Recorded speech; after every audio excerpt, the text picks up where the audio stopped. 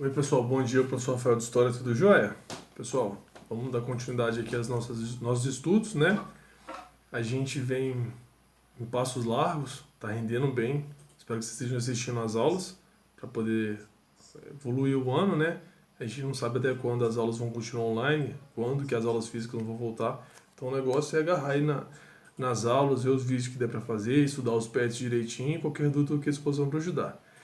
Nós eu já expliquei para vocês a semana 1 e a semana 2 do PET. Eu já li, expliquei, comentei, li cada questão e cada texto. Você já tem acesso aí, aqui tá, no grupo tá salvo também, se você quiser rever. Tem o canal que eu criei lá no YouTube, dá para rever também, tá? Além disso, além de analisar os PETs da semana 1 e 2, eu gravei vídeos explicando o conteúdo da semana 1 e 2. Um era Lene explicando, o outro explicando a matéria. Então já foi feito isso. Tá tudo aí no canal que eu criei, ou então aqui no próprio WhatsApp, você vai lá atrás que você vai achar mais informação. Mas isso já foi feito. Então agora nós já estou na semana passada eu fiz um vídeo explicando a prova diagnóstica, ok? Então aquela prova que eu expliquei para vocês que é muito importante, para o Estado saber como é que você está aprendendo, se você está em dúvida de alguma coisa, para a gente poder saber, eu, professor, saber como é que você está indo, para saber onde a gente deve atuar melhor, ok? Então, semana passada eu li a prova todinha, expliquei tudo, também tá no canal que eu criei, ou então aqui no WhatsApp, só você subir aí, você vai achar o vídeo aí em cima, ok? Então, tudo isso aí já foi feito. Espero que vocês estejam acompanhando direitinho. Hoje, essa semana, é para a semana 3 do PET. O que a gente vai fazer? Hoje, que é terça-feira, eu vou explicar a matéria.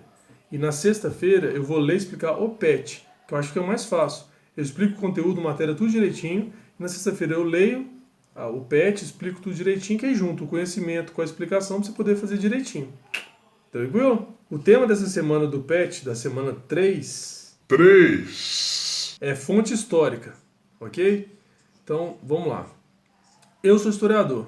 Eu fiz faculdade lá na Federal e formei como historiador. Tenho um diploma, um papel dizendo que eu sou um historiador. E para que serve o historiador? Ah, professor, para dar aula de história. Então, mas é para dar aula, professor. O professor de história serve para isso. É verdade. O principal aqui no Brasil é dar aula. Mas eu posso mexer em muitas outras coisas. Pode mexer em museu. Uns colegas meus continuaram estudando, fizeram mestrado e doutorado. Ele vai escrever teorias sobre a história. E aí começa a questão da fonte histórica que o seu PET 3 está comentando. Pensa direitinho.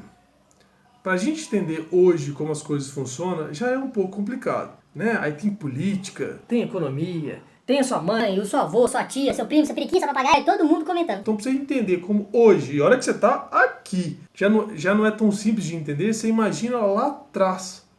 Então, como é que eu, historiador, para eu te falar, na Grécia Antiga era assim, como é que eu sei que na Grécia Antiga era assim? Algum historiador chegou, foi estudar, compreendeu, usou fontes históricas, que é o tema da aula de hoje, para saber como é que lá na Grécia, há 5.000 anos atrás, há 2.500 anos atrás, as coisas funcionavam. Como que eles se vestiam, o que eles se alimentavam, como é que era o estilo de vida deles, como é que era a política deles, como é que era a economia deles. Tudo isso é o historiador com as fontes históricas, que é a matéria de hoje. Entendeu? Entendi, professor. Então, o que é fonte histórica? Fonte é de onde eu vou tirar a informação. De onde eu vou entender como as coisas aconteciam. Quer ver um exemplo?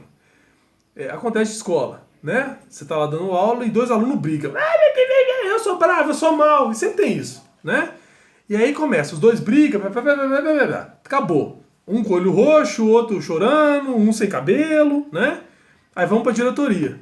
Lá vai eu, 1,90 m, 100 kg, com dois moleques aqui.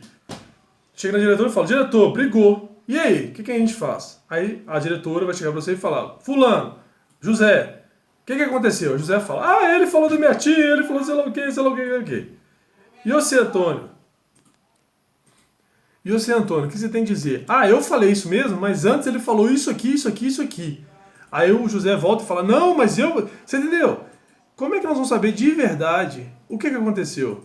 A gente sabe que teve briga, mas por que essa briga aconteceu, como aconteceu, quem bateu, quem apanhou, se os dois bateu, se os dois apanhou. Aí vai buscar câmera de segurança, se tem na escola tem a câmera de segurança, vai buscar a câmera de segurança, chama todo mundo que viu a briga para todo mundo. Você entendeu? Isso é o trabalho do historiador. Não tem como ficar mais simples do que isso. Só que hoje a gente tem tecnologia, tem tudo, e as pessoas que estão aqui estão vivas e te falando. José bateu no Antônio. Não, o Antônio bateu no José. Agora você imagina há 5 mil anos atrás, que a pessoa já tem osso da pessoa, a lá múmia. Entendeu? Então o historiador tem um trabalho maior. Não adianta só ele conversar com as pessoas não estão aí para conversar com ele. Pô, o faraó morreu. Os servos do faraó estão mortos também. Como é que ele vai saber como é que era? Então ele vai lá no Egito, vai pessoalmente, pega o avião, chega no Egito. Chega lá, ele vai entrar na pirâmide, ele vai entrar nas bibliotecas mais antigas, ele vai achar onde era o escritório desse faraó para ver se ele deixou algum documento em hieróglifo, para ele poder ler esse documento e ver o que ele escreveu, ver o que o escriba dele escreveu sobre ele, ver o que a mulher dele, não sabe escrever, tá? Mas o que a mulher deixou, um escriba pediu para o escriba registrar sobre o marido, o que o filho do faraó falou do faraó, o que os servos lá, na Bíblia tem a citação dos judeus falando do faraó, entendeu? Então o que é? Olha o tanto de informação que a gente vai, eu, historiador, vou recebendo para entender como é que o faraó era, como é que a sociedade no Egito Antigo era, entendeu? Tudo isso é fonte histórica. Moleza, né? Molezinha. Até o século XIX, vamos lembrar, nós estamos no século XXI.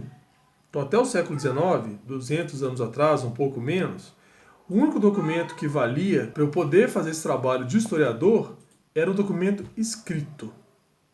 Então, geralmente, alguma autoridade, um juiz, o juiz de Pedro Leopoldo, o juiz do Estado de Minas Gerais, o juiz lá do Supremo Tribunal Federal, o presidente do Brasil, o governador de Minas Gerais, o vereador da cidade, o deputado do estado, entendeu?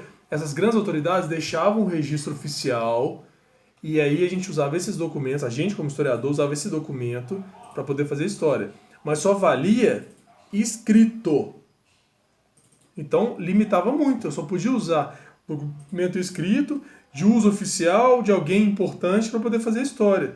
Mas existe tanta pergunta que eu quero saber. Por exemplo, hoje a gente vai almoçar, a gente come, geralmente, né? Arroz, feijão, uma carne, batata, um legume, qualquer coisa que seja. Você acha que na história inteira as pessoas comiam assim? Você acha que a história inteira o pessoal comia arroz, feijão e tal? Então quando o historiador quer saber, lá no século XVIII, como é que o pessoal comia? Eles comiam arroz? Eles comiam feijão? Como é que vai saber? Você acha que vai ter uma carta do presidente falando: hoje eu, Gostosão da Silva, comi arroz com tutu? Não tem isso, ele não vai falar sobre isso. E se tiver, é uma coisa que nem sei por que ele escreveria isso. Por que um presidente ia escrever que ele comeu arroz com tutu? Então, por exemplo, o que o pessoal fazia? O meu professor lá na faculdade fez isso. Ele achou um diário de uma mulher lá do século XVIII e lá tinha as compras que ela fazia. Então ela comprou arroz, ela comprou feijão. Então dá para saber que lá no século XVIII, aqui no Brasil no século XVIII, o pessoal comia feijão. Por quê? Não era um documento oficial, era um diário de uma mulher, de uma senhora dona de casa. Então, a partir do século XX, os historiadores começaram a falar: não, o escrito vale, o escrito é legal. Agora, por que não pode ter outras coisas? Entendeu? Então, não só o escrito, né, mas o escrito oficial, né, da autoridade que eu falei para vocês. Por que não pode ter outras coisas? Então, o diário da dona lá do século XVIII está valendo. Por quê? Porque ela registrou. Eu comi lá arroz, feijão e tal. É um vestígio. Eu sei que agora, por causa disso e de outros documentos, não pode um só, mas de vários documentos, está provado que lá no século XVIII o pessoal comia arroz e feijão. Ou que lá na Grécia existia democracia.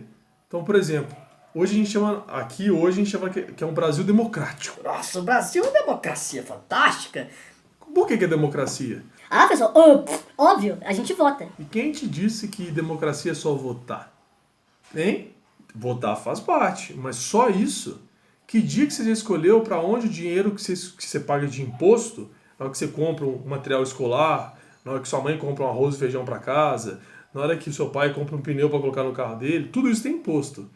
Que dia que você já escolheu para onde esse dinheiro vai? Nunca. Algumas cidades aí tem um negócio chamado orçamento participativo, que é para falar que o povo pode participar, mas ele já chega e fala: você pode escolher isso ou isso. Você não decide nada, ele que fala, você pode escolher entre dois. Você entendeu? Então, aí o que o historiador faz? Onde surgiu a democracia? Lá na Grécia, 2.500 anos atrás. Então ele fala: peraí, hoje é democracia mesmo? Vamos voltar lá na Grécia Antiga, vamos achar os registros, as fontes que eu estou falando na aula de hoje, e vamos descobrir como é que era lá. Aí o cara vai lá, pega o avião, vai para a Grécia, pega livro, pega registro, pega gente que escreveu recadinho, e lá está escrito. Ele começa a entender: não, peraí, na Grécia não era todo mundo que era cidadão. Mas quem era cidadão podia participar da política. Como que ele participava? Existia uma praça chamada Acrópole, e essa praça, todo mundo que era cidadão encontrava lá determinadas vezes por ano e decidia o que ia fazer.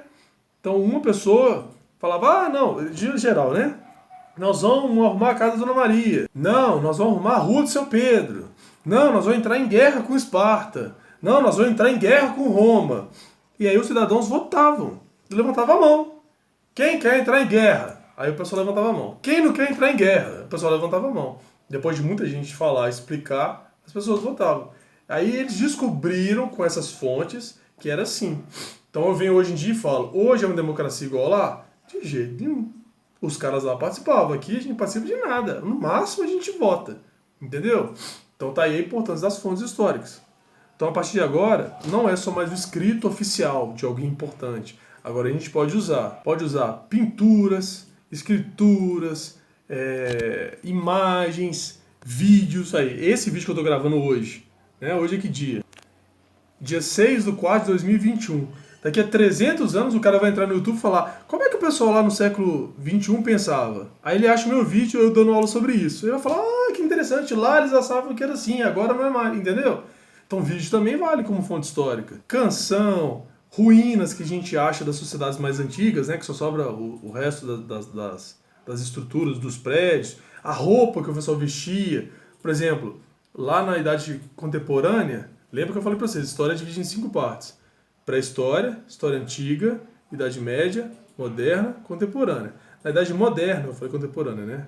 Na Idade Moderna, os reis usavam salto.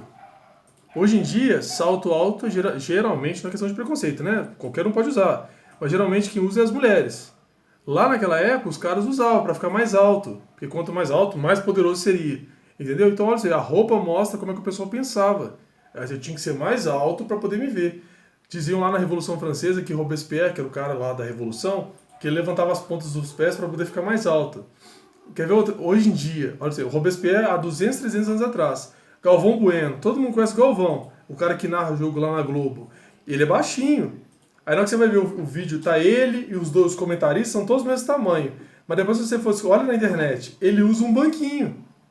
O Galvão Bueno, quando você tá vendo o Galvão Bueno, ele tá em cima de um banquinho. Por quê? Porque ele quer ficar na mesma altura dos outros, porque ele é baixo. Olha pra você ver, 300 anos atrás o cara usava uma coisa que tá usando hoje, quer ficar mais alto. Só que um usava sapato alto, esse usa um banco. Olha pra você ver. Entendeu? Então, tudo isso é para poder fazer história. Só que agora eu não tenho mais só a escrita. A partir do século XX eu tenho esse tanto de coisa que eu acabei de falar para vocês. E o último tópico agora para acabar a aula é... Eu formei em 2015, né? Nós estamos em 2021, então tem 6 anos que eu formei. Tinha uma matéria lá que era história oral. O que é isso? É a história através da fala. Então, agora não precisa nem só de mais ter o registro. Agora a pessoa que viveu, ela pode contar como as coisas eram. Então, por exemplo, uma senhora de 100 anos de idade, ela, se nós estamos hoje em 2021, ela nasceu em 1921. Você imagina o tanto de coisa que essa senhora viveu e ela viu. Se ela nasceu em 1921, ela nasceu logo que acabou a Primeira Guerra Mundial, ela pegou a maior crise do capitalismo, que foi em 1929, ela pegou a subida do Hitler ao poder, ela pegou a Segunda Guerra Mundial, ela pegou a Guerra Fria, ela pegou a Guerra do Vietnã, ela pegou a Guerra das Coreias, olha o tanto de coisa que essa senhora viu. Então, os historiadores hoje em dia, é uma coisa muito nova, aceitam que essa história oral, essa história que essa dona vai falar, também vale. Então, o que eles fazem? Elas gravam um vídeo, igual eu estou gravando agora. Chamam essa senhora para conversar e pedem para falar. Lembra lá como é que foi na Segunda Guerra Mundial? E ela fala, nossa, foi um período muito difícil, e começa a contar. E aí os caras começam a entender, o historiador começa a entender como é que as coisas funcionavam naquela época, entendeu? Então é mais uma fonte histórica, que é a oral. Lá na África, tem muitas vilas lá, cidades, que as histórias são todas orais. Geralmente tem uma pessoa na cidade que é o historiador. Eles não usam esse termo historiador, né? É uma pessoa que é responsável por guardar o passado. Então ele conversa com todo mundo na vila e vai guardando aquela informação. Quando ele começa a chegar numa idade mais velha, ele escolhe um jovem para ele passar as informações para esse jovem, porque se ele morrer, né, quando ele morrer, porque hoje em dia todo mundo, né, até hoje todo mundo morre, as informações estão todas na cabeça dele. Ele não pode morrer e deixar tudo para trás. Então ele vai ensinar esse jovem.